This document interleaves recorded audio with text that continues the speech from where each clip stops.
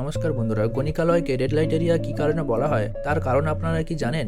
আসুন জেনে নিন তার ঠিক কী কারণে এই জায়গাগুলিকে রেড লাইট এরিয়া বলা হয়। যেখানে নারী শারীরিক মিলনকে পেশা হিসেবে ব্যবহার করেন সেই বিশেষ স্থানকে রেড লাইট এরিয়া বলা হয়। কিন্তু একে রেড লাইট এরিয়াই বা কেন বলা হয় জানেন? এটা বলা হয় মানব সভ্যতা যত পুরনো, গণিকাবৃত্তিও ঠিক ততটাই পুরনো এক আদিম পেশা। এখন গণিকালয় বোঝাতে রেড লাইট এরিয়া বলা হয়। ইউরোপ আমেরিকায় আবার রেড লাইট ডিস্ট্রিক্টও বলা হয়ে থাকে। কিন্তু এই স্থানকে রেড লাইট এরিয়াই বা কেন বলা হয় জানেন? লাল আলো বলতে কি কোনো সমাধানসূচক ইঙ্গিত দেওয়া হয়? আসলে বিষয়টা কিন্তু ঠিক তেমন নয়। যদিও রেড লাইট এরিয়া নামকরণের কারণ হিসাবে একাধিক কাহিনী প্রচলিত, যার একটি হলো আমেরিকার কানসাসে ঊনবিংশ শতাব্দীর শেষে গণিকাবৃত্তির রমরমা হয়েছিল।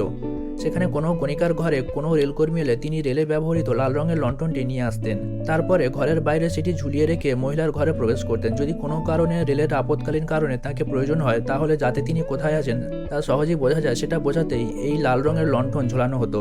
সেই থেকেই রেড লাইট এরিয়ার ভাবনা চলে আসে। আবার এটাও বলা হয় যে মহিলারাই নিজের পেশা বোঝাতে ঘরের বাইরে লাল রঙের লণ্ঠন ঝুলিয়ে রাখতেন, যাতে সকলে বুঝতে পারেন আলো ঝোলানো ঘরটি কার। আবার শরীরী চাহিদা মেটানোর নানা সুবিধা নিয়ে একটি এলাকা তৈরি হতো ঊনবিংশ শতাব্দীতে আমেরিকা ও ইউরোপে। সেখানে এমন নানা সুবিধার বন্দোবস্ত থাকতো।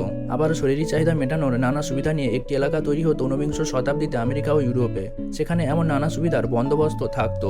যেহেতু প্রেম, গোলাপ, ভালোবাসার সঙ্গে লালের যোগ রয়েছে, তাই ওই অঞ্চলকে লাল আলোয় ভরিয়ে দেওয়া হতো। সেই থেকেই সেই এলাকা রেড লাইট ডিস্ট্রিক্ট নামে খ্যাত হতো। শহরের যে অংশ রেড লাইট ডিস্ট্রিক্ট হিসাবে খ্যাত হতো, সেখানে কি হয় তা সহজেই বুঝতে পারতেন সকলে।